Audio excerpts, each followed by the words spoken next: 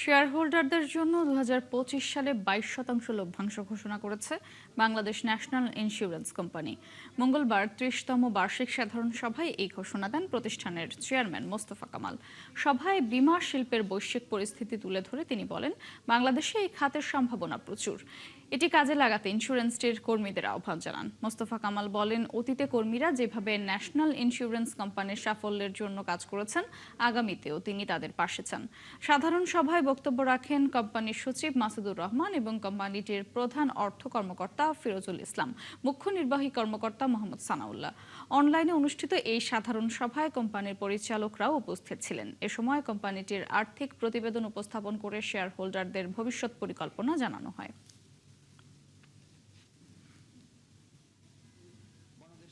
Insurance company limited প্রতি বছর মানসম্মত লভ্যাংশ ঘোষণা করে তার এই ধারাবাহিকতায় 2025 সালে আমরা 22% নগদ লভ্যাংশ ঘোষণা করেছি।